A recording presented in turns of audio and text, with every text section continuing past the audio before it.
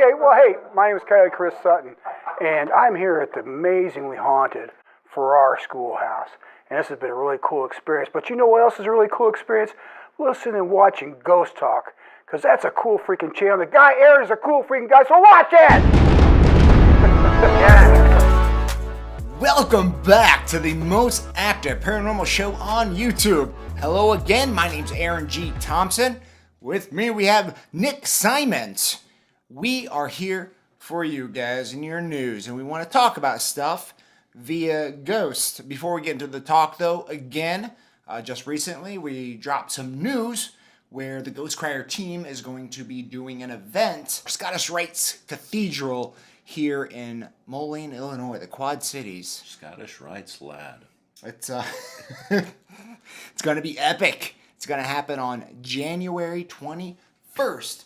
2017. So limited tickets, guys. Go ahead and grab them. Details for that's below. Everything's on ghostcrier.com as well. So all the ticket details are there. Hope to see you there. Let's talk ghosts. So a running water theory is something that hunters or investigators have been aware of for a while now. It's a thing. And we want to talk about it. With the whole idea that water running creates energy, and that's what ghosts need to manifest, to talk, to communicate, has been huge in the paranormal community. And a lot of people swear by the tactic. Swear, I Aaron. swear. Swear. There's a creek behind your house. That's the problem. Dam that thing up. Whenever I'm drinking water on an investigation, Yeah, it's the damnedest thing. I have to urinate shortly after. The ghost reached inside of me and squeezed my bladder. That's jerk ghost. It's a demon right there. Yeah. Okay, so there's a theory. A lot of folks believe that running water does create friction that creates sparks energy. Well, I mean, we do know through man-made devices that there's energy generators that are powered by water. Of course, the water goes through a mill, the mill turns, and then so forth for the energy created. There's some science around running water to create a spark. That's it. We create hydroelectric paranormal investigating equipment. Oh, we're onto something, guys. You are. You have a haunted house? We'll be right there. Do you have a sink too? You know what? Excellent. We'll be right there. We can get like what's the super soaker backpacks, kind of like proton packs. Yeah. But they're super soaker backpacks. I don't know why. It just have like a chocolate fountain on the front of it. It just keeps recycling. Maybe it's just recycling like water out of a chocolate fountain. Or chocolate fountain, yeah. Yeah, a fondue fountain. Yeah.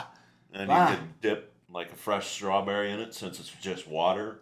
Okay. Maybe, I don't know. I might, after a while, have a good filter system for the... I think we're onto something here, though. We take a whole koi pond with us to an investigation and turn on the bubbler. Don't stand next to us, though. Splash damage. Yeah. It's bound to happen. Start charging people for the little cups so they can feed our koi fish since we took the whole koi pond with us. Yeah. We could make a whole new koi fish theory.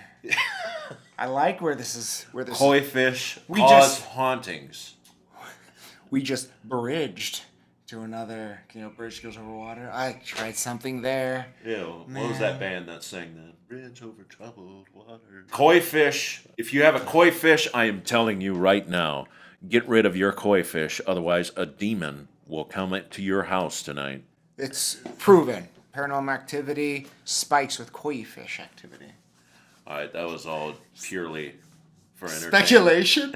Speculation for entertainment purposes All only. right. So we'll get back to the talk. Nick, running water. Do you think it's a thing? I do think it's a thing. Going back to a few years ago, I was at a convention out in Des Moines at the Farrar Schoolhouse. Whoa. And I sat in on a talk with the theory that even in a rainstorm with water running down the side of your house, that is acting like the theory Aaron was just talking about with water rushing through a creek or a river, that water running down the side of your house could energize your whole home. And that's a really good thing. When you have the friction of water and it's coating your whole house, now your house is just lit Amped up. Yeah, charged up. I mean, it'd probably be the same as getting like an electrostatic generator and just sitting there and turning, which I've done, which is awesome.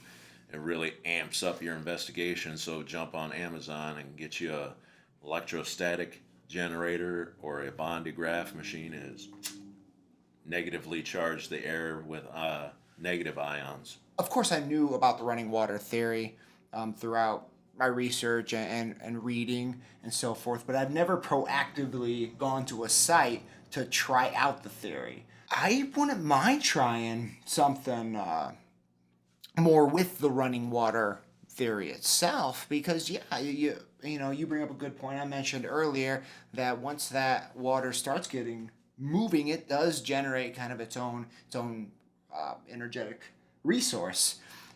And electromagnetic static or electromagnetic energy is something that I think all investigators at this point believe that there's some thing with that correlating with spirit activity, ghost behavior. But with that water conducting something like EMF pump and producing that ongoing energy, I mean, you could potentially get some decent results theoretically.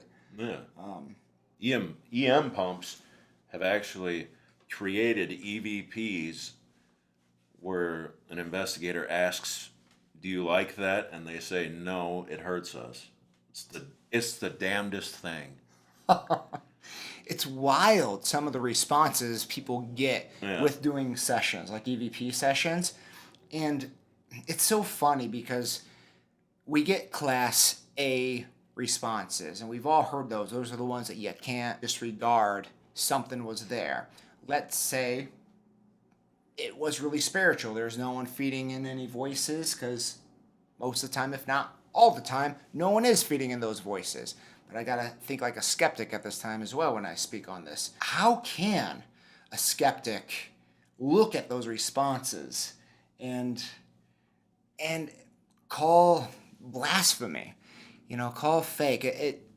I get the skeptic mindset because I do walk into a lot of those locations, or a lot of our locations, very skeptical of the location itself. Mind you, I'm not skeptical at all about the afterlife and the real world of spirits and ghosts. That's absolutely out there. But I do become quite a skeptic when I go to, other areas and just see what evidence is out there. But when you get a response that's so direct, I just don't know why maybe they choose to. Like when we were packing up to leave at our Rock Island Tunnel investigation, our Ovilus lit up and said goodbye. You go over that whole audio, none of us were saying, "All right, we're out of here. Can you say goodbye or anything?" He said, "Do you have anything else to say?" And One last thing. Yep. One last thing. And all of a sudden that thing lights up and says, "Goodbye." That's weird. And a lot of you watching are going to go, "Oh, that's just an Ovilus. That does all sorts of crazy stuff." It didn't say goodbye that whole time we were there, and all of a sudden, as we were getting ready to leave, it said goodbye. I'm not going to say, "Oh, geez, it was a ghost," but it's interesting that as we were packing up to get out of there, it said, "See you later, goodbye."